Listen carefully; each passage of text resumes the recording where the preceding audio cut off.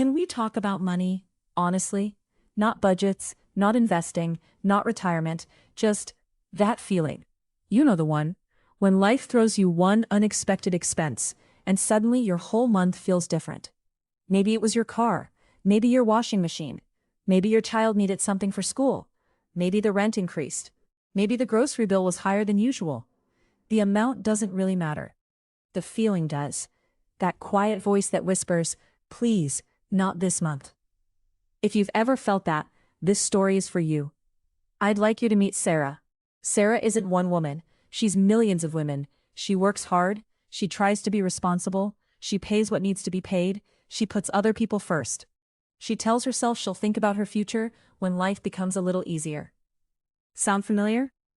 From the outside, Sarah looks like she's doing fine. Most people think she is. Sometimes, she thinks so too. Until something unexpected happens. One ordinary expense, one ordinary Tuesday, one ordinary bill, and suddenly all the confidence she'd been feeling disappears.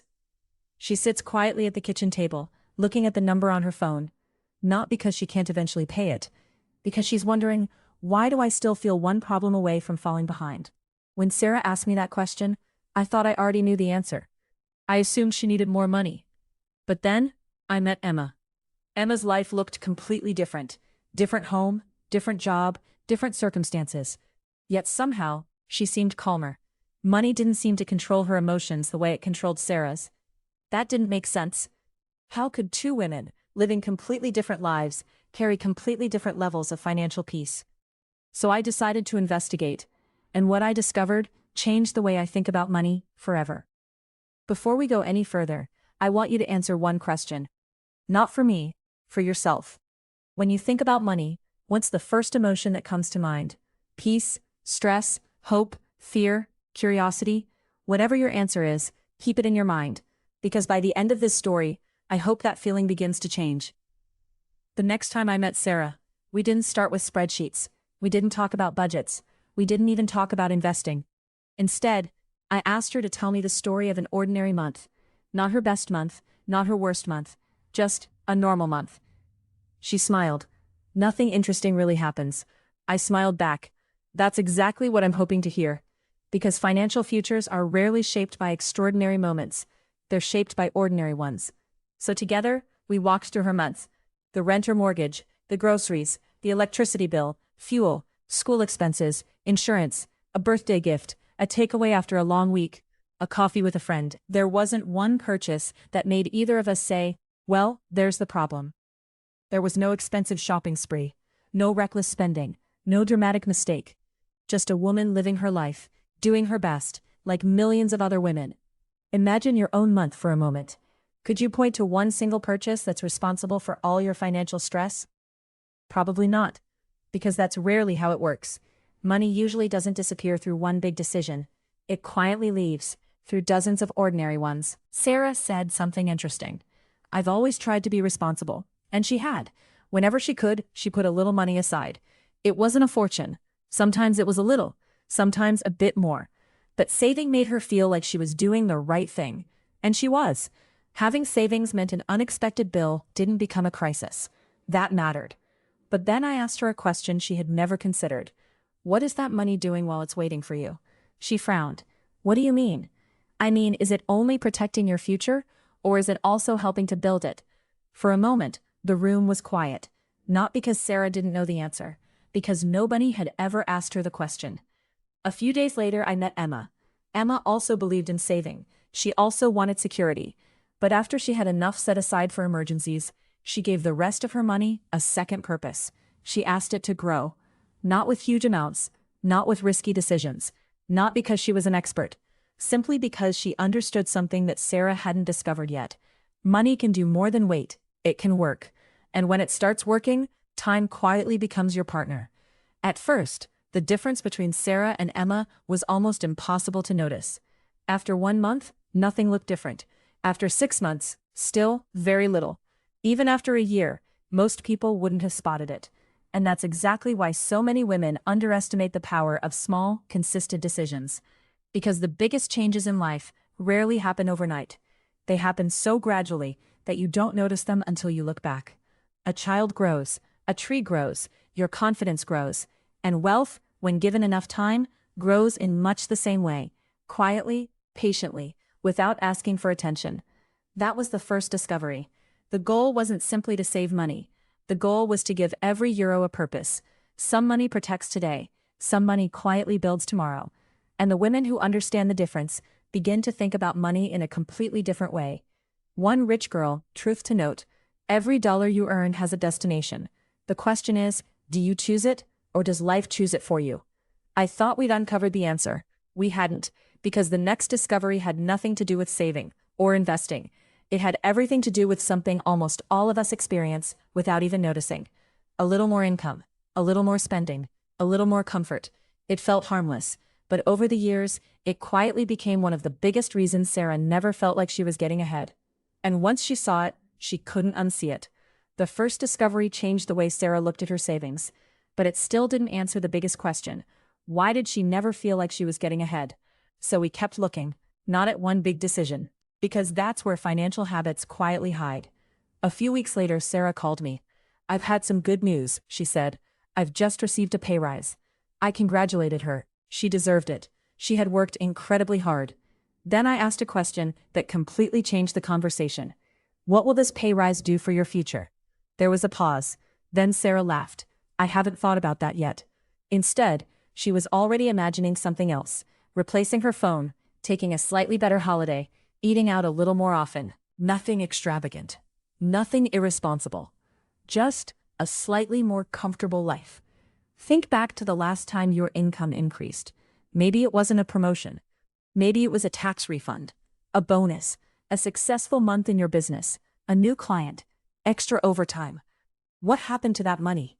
Did it quietly improve your future, or did it quietly disappear into everyday life?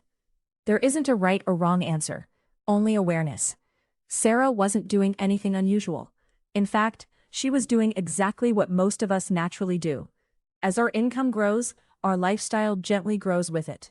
A better phone, a nicer coffee, a slightly bigger holiday, more convenience, more comfort. None of those things are bad. We work hard. We should enjoy life. But here's what Sarah hadn't realized.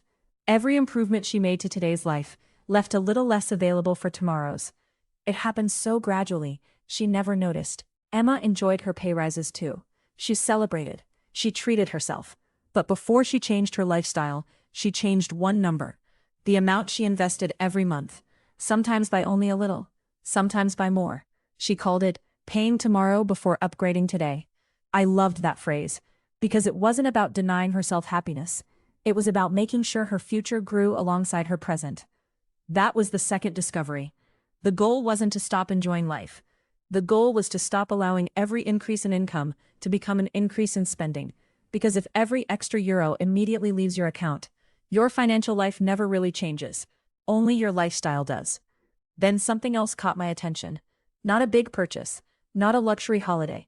Not a shopping spree. Tiny things. Streaming services. Food deliveries after exhausting days. Small online purchases. Subscriptions Sarah had forgotten she still paid for. None of them seemed important. On their own, they weren't. But together, they quietly became a leak. Imagine filling a bucket with water. Every day you add another cup. The bucket should eventually become full. But what if there's a tiny crack near the bottom? Not a hole, just a crack. The water doesn't disappear all at once. It leaves drop by drop. You barely notice it happening. Until one day you wonder why the bucket never seems full. Money works in much the same way. It's rarely one dramatic decision that keeps us feeling stuck. It's usually dozens of tiny ones, repeated without intention. Another rich girl truth. Comfort isn't expensive because it's large. It's expensive because it's repeated. When Sarah saw everything together, she didn't feel guilty. She felt surprised. I honestly thought I was doing everything right. And in many ways, she was. The problem wasn't that Sarah lacked discipline. The problem was that nobody had ever shown her the difference between spending intentionally and spending automatically. That single realization gave Sarah something she hadn't felt for a long time. Control. But there was still one discovery left. The discovery that explained why Emma felt calm, even when life became expensive. It had nothing to do with earning more. It had nothing to do with spending less.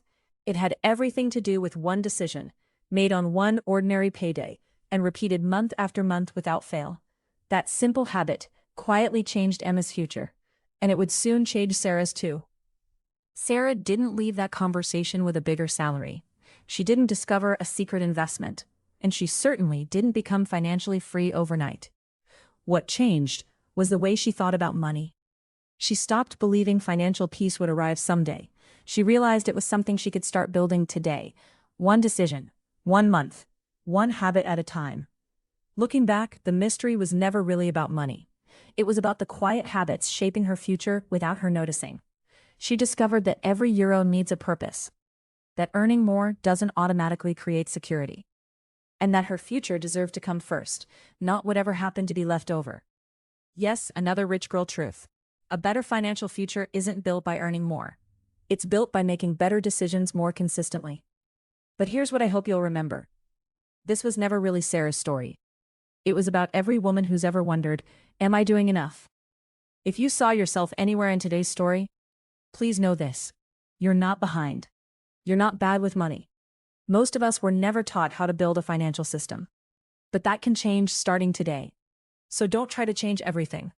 Choose one small habit. Because financial freedom isn't built through one extraordinary moment. It's built through ordinary decisions, repeated over time. Before you go, this was never really Sarah's story. It was about every woman who's ever wondered, am I doing enough? If you saw yourself anywhere in today's story, don't try to change everything tomorrow. Choose one small decision, then repeat it. Because that's how financial confidence is built. Not in one extraordinary moment, but in ordinary moments, repeated long enough to change your future. Note that the woman you'll become tomorrow is listening to the decisions you make today.